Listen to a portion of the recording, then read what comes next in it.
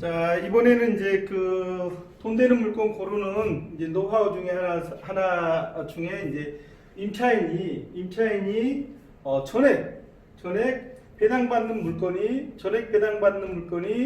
우수한 물건입니다라는 이제 주제로 이제 한 강좌를 좀 찍어볼 생각을 합니다. 그러면 앞에서 두 강좌에서는 뭐라고 말씀을 드렸냐면 선순위 임차인이 배당 요구를 하지 않아서 낙찰자가 추가로 물어주는 금액이 많을 때 좋은 물건입니다 라는 말씀을 하나 드렸고, 또 하나는 선순위 전세권자가 배당 요구를 안 해서 마찬가지로 물어주는 금액이 많으면 많을수록 좋은 물건입니다 라고는 말씀을 드렸습니다. 그런데 이제 이번에는 말을 180도 확 바꿔가지고 임차인이 전액 배당받는 물건이 다가구 근린주택이 우수한 경매 물건입니다 라고 이제 말씀을 드리면, 이제 여러분들은 이제 좀 갈피를 잡기가 어렵다 그렇게 이제 말씀하실 수 있으세요. 그러니까 이제 전액을 배당받습니다라는 얘기를 하면 이제 살살 이제 그 본격적인 이론 경매 공부를 하셔야 이해가 되는 대목인데요. 뭐 이 그 돈 되는 물건을 고르는 특성상 그 뭐 배당표 작성이라든지 권리 분석에 대한 공부를 하는 시간은 아니지만 잠깐 이제 참고로 좀 말씀을 드리면, 자, 이 책이 제가 지금 이제 권리 분석의 모든 것이라는 이제 그 책자입니다. 권리 분석 책자인데 뭐 자기가 써놓고 자기 책이 좋다 그러면 그거 좀 쑥스럽잖아요. 근데 어쨌든 지금 시중에는 아마 이 정도 책 이상의 권리 분석 책이, 특히 이제 우리 선생님들처럼 경매를 이제 투자로 공부하시는 분들, 경매를 투자로 공부를 하시는 분들한테는 아마 이 정도 권리 분석 책만큼 도움이 되는 책은 좀 많지 않다. 왜냐하면 요즘 권리 분석 책을 쓰시는 분들이 많이 없으세요. 그래서 아마 이 책도 굉장히 선생님들한테 이제 도움이 될 것 같은데요.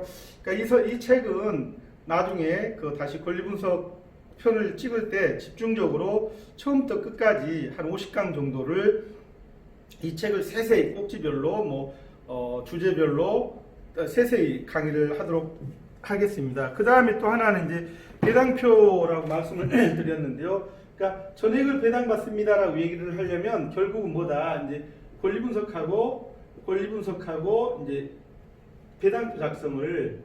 배당표 작성을 하실 수 있으셔야 됩니다. 그러는데요. 좀 전에 보여드렸던 이 권리 분석 책하고 마찬가지로 이것도 이제 제가 써서 꽤 잘 팔리고 있는 책입니다. 특히 경매 배당을 이론을 공부하신 초보자들한테 상당히 이제 쉽게 읽힐 수 있는 이제 그런 이제 배당을 이해할 수 있는 그런 책이라고 생각을 합니다. 그래서 지금 뭐 이 시간에 뭐 책 선전을 하자 그건 아니지만 어쨌든 권리 분석하고 배당표 작성에 관한 그 공부는 다시 제가 다른 강좌를 통해서, 유튜브 강좌를 통해서 세세하게 우리 그 선생님들이 이 동영상 강좌만 보고서도 이해할 수 있는 그런 정도의 동영상을 촬영을 해서 제공할 생각을 하고 있습니다.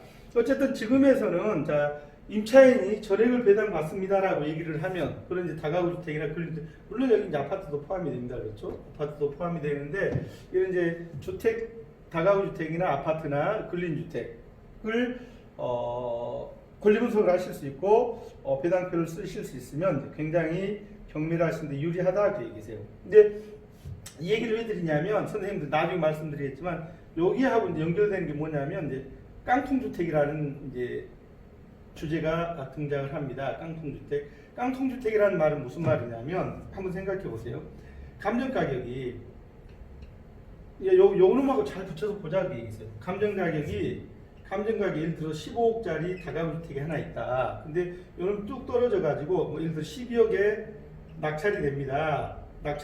이게 이제 낙찰 가격이라고 하자고요. 그런데 이 물건을 낙찰받아서 임대를 주면 얼마를 받을 수 있냐면 14억을 임차보증금으로 받아낼 수 있는 물건들이 임차보증금으로 14억을 받아낼 수 있습니다. 그 얘기세요. 이거는 이제 제가 이 동영상 강좌니까 조금 더 덜 부풀리지 않고 좀 축소시켜서 드리는 말씀이지만 실제는 어떨 수도 있냐면 실제는 10억 원에 낙찰 받아가지고 13억 원의 전세보증금을 뺄 수 있는 물건도 많다세요. 제가 이런 다가구 주택을 이런 깡통 다가구 주택을 저는 이제 요런 이제 깡통 다가구 주택이라고 말씀드리는데요. 깡통 다가구 주택을 처음 낙찰 받은 게 2000년에 받았습니다. 2000년 저기 마포구 망원동에 있었던 이제 다가구 주택이었는데요.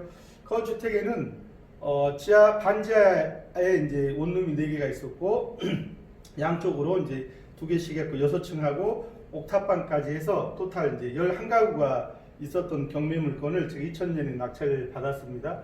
그 놈을 계산해 보면 2000년이니까 벌써 한 20년 전이잖아요.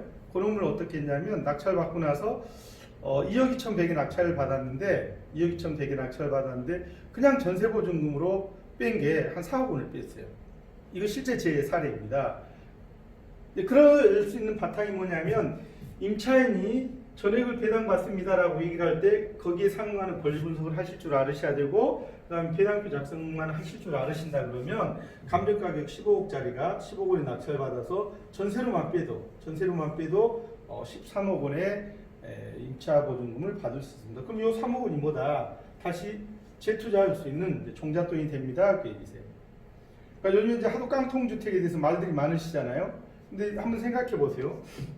우리가 지금 가지고 있는 물건에서 깡통 물건이 있으면 곤란하지만 누군가가 깡통 물건이 되어서 그 물건을 이제 뭐 요즘 그 다주택자들에 대한 이제 규제가 심하니까 견디지 못하고 그걸 이제 토해내는 그 깡통 물건은 우리한테는 굉장히 우수할 수 있다 그 얘기세요. 잘 한번 생각해 보세요. 그러니까 아마 이런 얘기는 아마 유튜브 동영상 경매 강좌에서 저만 해드리는 얘기이지 않을까 하는 이제 그런 생각도 해봅니다. 어쨌든 더 세세한 얘기는 말씀드렸듯이 이제 권리 분석 시간이나 이제 배당표 작성 연습 시간에 다시 말씀드리겠지만 큰 구도에서는 이 다가구 주택의 특징이 뭐냐면 여러 가구가 있다 그 얘기잖아요. 그러니까 이제 아파트 같은 경우에 세입자가 1명 정도 있겠지만 다가구 주택 같은 경우는 그렇지 않다. 클린 주택 동물이 마찬가지고요. 저희가 2016년에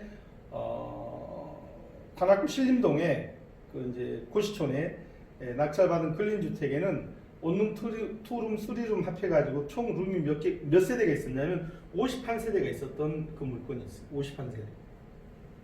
그러면 51세대 임차인은 보세요. 선순 임차인도 있을 것이고 그러니까 후순 임차인인데 전액 배당 받아가는 사람도 있고 선순 임차인도 전액 배당 받아가는 사람, 일부만 배당 받아가는 사람, 후순 임차인도 전액 배당 받은 사람, 소액만 받은 사람, 하나도 못 받아가는 사람. 그 다음에 이제 단순전입자 이렇게 뭐 막 나눠져 있을 거 아닌가. 왜 그런 것들에 대한 권리 분석이나 배당표 작성만 정확하게 해내실 수 있다 그러면 아마 경매는 여러분들한테 굉장한 행복을 가져다주는 도구가 되지 않을까 그렇게 생각을 합니다.